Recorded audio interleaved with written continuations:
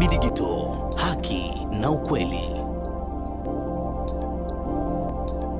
Je, unahitaji taarifa kamili na uchambuzi wa ndani zaidi? Jiunge sasa katika grupu letu la WhatsApp kwa malipo nafuu kabisa. Utapata uchambuzi wa kila siku, mchana na jioni, update za dunia kwa haraka zaidi, fursa ya kumuuliza maswali Rahby papo hapo na kupata majibu ya haraka zaidi kutoka kwake. Usikose nafasi hii adhimu. Jiunge sasa na uwe mbele ya taarifa kuliko wengine. Tupigie kwa simu namba 0654467177 au tuandikie ujumbe ni unge na Rahby. Tutakuunga moja kwa moja.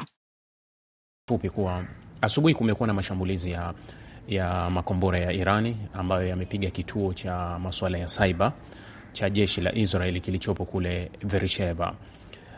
Bado imeendelea kufikirisha zaidi ukilinganisha na mashambulizi yaliyotokea jana pia hapo Beersheba kwenye hospitali ya Soroka, hospitali ya jeshi pia, lakini kilichotokea kwenye Central Tel Aviv pia na yenyewe imekuwa inafikirisha. Maswali bado ni mengi kuwa nyumba ya Israeli inavuja sana kwa sababu hata namba ya makombora Irani ameshusha sana kushambulia. Nilikuwa nafuatilia hapa na swali moja aliulizwa mtu kuna mchambuzi mmoja aliulizwa mbona namba ya Irani imeshuka sana ya makombora hivi sasa, tofauti na mwanzo tulikuwa tunaona kuwa ilikuwa ni makombora mengi sana ya Irani ambayo yalikuwa yakirushwa, tofauti na sasa wanarusha kidogo, kuwa na wenyewe ni kuwa mifumo yao imeathirika kama Israeli anavyodai. Moja kitu alisema sahihi kabisa, anasema kuwa alikuwa Irani akirusha makombora mengi kwa sababu alikuwa ni kuipumbaza mifumo ya ulinzi ya Israeli. Yani kwa sababu ulinzi ulikuwa ni solid au ulinzi ulikuwa imara zaidi wakati akifanya hivyo. Lakini kwa sasa Irani haoni sababu ya kuendelea kutumia makombora mengi hali ya kuwa ana shida ya kulenga target ndogo. Mara ya kwanza alikuwa akitafuta target ya kulenga, inabidi kwanza aihadae kwa kiwango cha hali ya juu mifumo, kwa sababu mifumo ni mingi. Kwa hiyo kwanza anarusha drone nyingi. Akirusha drone ni kutaka kujua mifumo imekaa wapi, imejiweka wapi. Halafu anarusha makombora ya kuhadaa ambayo yatakuja, atajua mifumo imekaa sehemu gani, halafu ndio anaweza akatuma makombora ambayo ya kufanya kazi. Sasa ilikuwa inamchukua process 3 au 4 kwa ajili ya kutimiza target moja. Lakini hivi sasa Irani hawezi kufanya hivyo kwa sababu yani defenseless, yani kuwa ulinzi wa Israeli haupo tena ule ambao ulikuwa unamtishia kuwa nitakutana na vizingiti labda 4-5 mpaka kufika sehemu. Kwa sasa ni uwanja kama uko wazi. Ndio maana unaona kuwa hatumii tena makombora mengi, anatumia kidogo kwa sababu ana uhakika kuwa hivi sasa nikirusha 5 nitapiga, nikirusha 10 nitapiga, nikirusha 20 nitapiga mengi zaidi. Na ndio maana unaona namba ya makombora ya Irani kuelekea Israeli imeshuka sana. Yani wanapiga kidogo sana kwa sababu hawana sababu tena ya kutumia nguvu kubwa. Yani hauwezi tena kuchukua nyundo kutaka kumuua mende. Kwa sasa unachukua kijiwe kidogo tu unamrushia kwa sababu tayari yule mende yuko hoi. Ndio kinachotokea kwa hivi sasa. Sasa kumetokea mashambulizi na jeshi la Israeli likathibitisha tena kuwa aina ya mashambulizi yale na makombora ni yale yaliyotumika jana kwenye hospitali ya Soroka. Yale makombora yenye kusambaa, yenye kukwepa mifumo, yani yanapita kokote. Na taarifa ikaonyesha kuwa jeshi lilikuwa limeanza uchunguzi kuangazia kuwa kwa nini hili limetokea. Kwa nini imetokea mashambulizi yameingia bila kuzuiliwa. Kwa hiyo walikuwa wanafanya uchunguzi wao kutaka kulijua hilo kwa nini limetokea. Kuna mazungumzo yanafanyika leo kule Geneva, Uswisi, kati ya waziri wa kigeni wa Irani Abbas Araghchi pamoja na mawaziri wa Ujerumani, Uingereza na Ufaransa. Mazungumzo ambayo yanaakisi kuwa kujaribu kurudisha diplomasia, wanajaribu kurudisha diplomasia kwa ajili ya kumaliza mzozo. Awali Irani ilisema kuwa haitofanya mazungumzo ya aina yoyote na Marekani au Israeli huku ikiwa inashambuliwa, na walisimamia pale kuwa hawatofanya mazungumzo yoyote. Vitisho vya Trump kuwa wajisalimishe bila masharti nadhani vimeyayuka zaidi baada ya taarifa ya jana ambayo iliwakera sana Israeli, baada ya Trump kusema kuwa anakaa wiki 2 ndio atafikiria baada ya wiki 2 kuwa kama aingie au asiingie. Hao wanamwacha kijana wake aliyekuwa yuko kwenye hali ngumu na anasubiri wiki 2 huko, sijui itakuwaje hii hali. Sasa wamebaki na msimamo ule kuwa hatutozungumza na Marekani. Hao ni Irani. Kilichopelekea ni kuwa ni kama Marekani ameamua kupita mlango wa nyuma ili angalau wapate connection na Irani waweze kuzungumza, kwa sababu Irani amekazia pale pale tu kuwa hatutozungumza na wewe, hatutaki kuzungumza na wewe, hali ya kuwa bado vita inaendelea. Sasa jana kulikuwa kuna mazungumzo kati ya waziri wa mambo ya nje wa Uingereza David Lammy pamoja na waziri wa kigeni wa Marekani Mark Rubio pamoja na mwakilishi aliyekuwa anasimamia mazungumzo Steve Witkoff. Walizungumza. Sasa katika hayo mazungumzo ndio yamepelekea sasa David Lammy kuzungumza na mawaziri wenzake wa Ujerumani na Ufaransa, wakaomba sasa wafanye mazungumzo na waziri wa kigeni wa Irani Abbas Araghchi, na ndio maana watakutana naye Geneva. Kwa hiyo wanaenda kukutana nao Geneva ni Ulaya, sio Marekani. Maana yake kuwa Marekani imebidi awatumie Ulaya ili waweze kwenda kumshawishi Irani aweze kufungua kuzungumza. Sasa lile tishio la kujisalimisha bila masharti limeyeyukia wapi na kwenda wapi, na hali imezidi kuwaje? Kwa sababu kiuhalisia maji yako shingoni. Pressure kubwa ambayo Marekani anaingiza mguu na kutoka ni pressure ngumu sana ambayo inamsumbua kuwa je, ashiriki kwenye hii vita? Akishiriki kwenye hii vita anaua sera ile inaitwa MAGA, Make America Great Again, kwa sababu hafahamu kuwa kujiingiza kwenye mzozo huu utamchukua muda gani, kama itachukua muda mrefu au itachukua wakati gani, kwa sababu unafahamu kuwa unaenda kukabiliana na adui mwenye nguvu sana. Lakini ugumu wa hili swala na limezidi kwenda mbali baada ya matamko yaliyoanza kutoka Israeli kuwa sasa wanataka regime change ndani ya Iran, mabadiliko ya serikali, yani wanataka wafanye mapinduzi ya serikali ya Iran. Sasa unapozungumza kuhusu nchi halafu unasema kuwa tunataka tufanye regime change, unadhani ungekuwa ndani ya nchi yoyote hiyo inahesabika kuwa huo ni uhaini, na adhabu ya uhaini ni kifo. Baadhi ya nchi nyingi ni kifo. Sasa kama serikali ya nje inazungumza kuhusu uhaini kwa nchi moja, unadhani hii nchi itareact kitu gani? Reaction yake inakuwa ni kubwa. Sasa hili ndio sasa limemnyanyua China na Urusi kuzungumza. Hapa maslahi yao yanaguswa. Uhusiano wa Urusi na Iran ni uhusiano wa kimaslahi. Uhusiano wa Urusi na Iran ni uhusiano wa kimaslahi. Urusi amewekeza sana Irani kwenye miundombinu, amewekeza kwenye ujenzi hata vinu vya nyuklia vya Irani, baadhi, sio vyote.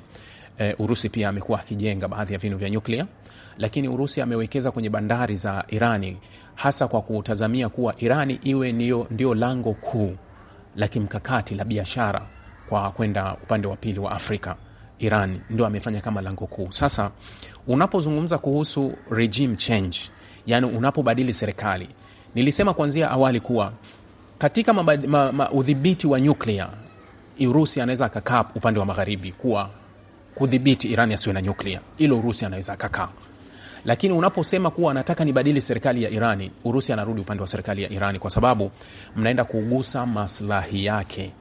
Mwaka 2015 wakati Marekani na magharibi walipogusa maslahi ya Urusi Syria, alitumia nguvu zote kwenda kuulinda utawala wa Bashar al-Assad. Alitumia nguvu zote mpaka alivyokuja kujikita kukaa pale na maslahi yake ya uhakika yakawepo, ndio yaliyotokea ya kutokea, lakini alihakikisha anailinda serikali ya Bashar al-Assad kwa sababu ni maslahi. Nimesikia China wakitoa onyo kubwa kwa Israeli, usithubutu kufikiria kubadili serikali ya Irani kwa sababu maslahi ya China yako. Urusi kajitokeza na yeye kusema kuwa hatounga mkono huo mpango wa kutaka kubadili serikali ya Irani, kwa sababu serikali itakuja kuwekwa pale ya kimagharibi itashika maslahi ya magharibi, haiwezi ikashika maslahi ya Urusi, ambao Urusi ana maslahi makubwa ndani ya Irani sasa ukilinganisha na washirika wa magharibi. Kwa hiyo Urusi hapa anasema hata bila kualikwa na Irani, hata bila mkataba na Irani, ataingia kuilinda serikali ya Iran isiweze kudondoshwa. Sasa hapa ndio kwenye mvutano mwingine unapokuja. Maslahi sasa. Hapa ni maslahi, manake kama Israeli Urusi kamchekea kumuacha hawezi kumfuata kwa sababu Myahudi mwenzake, ni kama mtoto unamuacha mpaka amefika sasa anavuta ndevu za wageni, unabidi sasa umshikishe adabu. Kwa hiyo hapa Urusi anaweza kumwambia dogo, hebu tulia.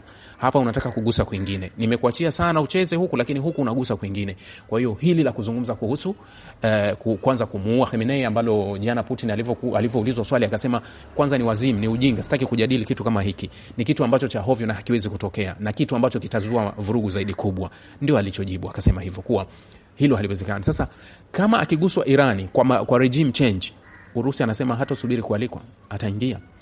Hili jingine amesema tuendelee na haya mengine, kwa sababu sisi pia tuna vita huku, hatuwezi kujiingiza kwenye vita mbili kwa wakati mmoja, na hii vita hapa ni kubwa, tutaongeza mzozo na vitu kama hivyo. Lakini kingine kuwa Irani hajatuomba.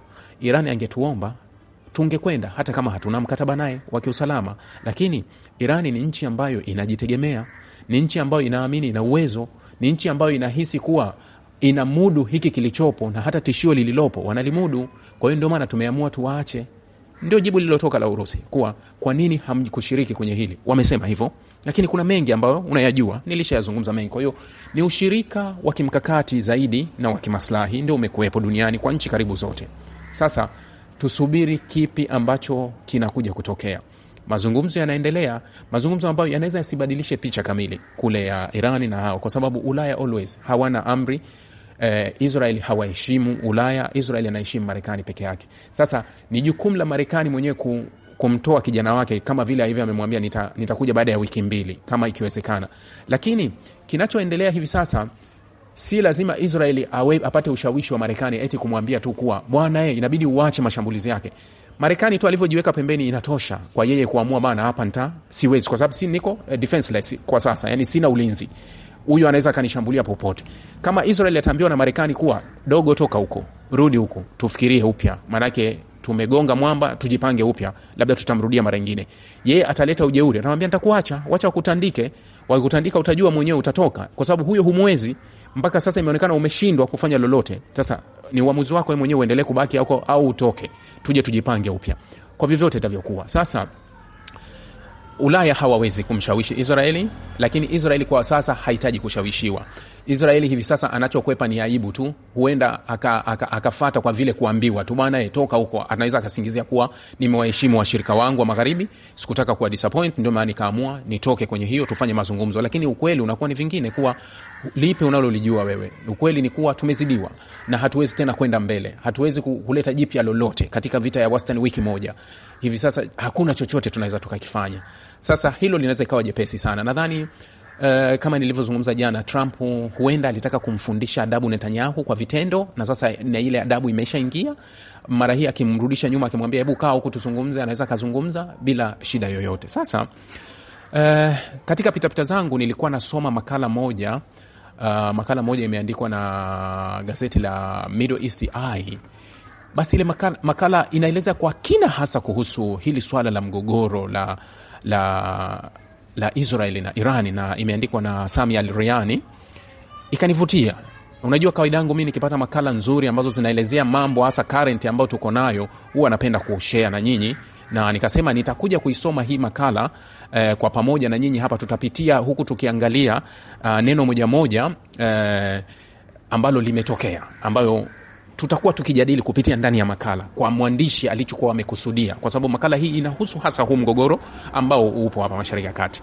Je, unahitaji taarifa kamili na uchambuzi wa ndani zaidi? Jiunge sasa katika grupu letu la WhatsApp kwa malipo nafuu kabisa. Utapata uchambuzi wa kila siku, mchana na jioni, update za dunia kwa haraka zaidi, fursa ya kumuuliza maswali Rahbi papo hapo na kupata majibu ya haraka zaidi kutoka kwake. Usikose nafasi hii adhimu. Jiunge sasa na uwe mbele ya taarifa kuliko wengine. Tupigie kwa simu namba 0654467177 au tuandikie ujumbe ni unge na Rahbi. Tutakuunga moja kwa moja.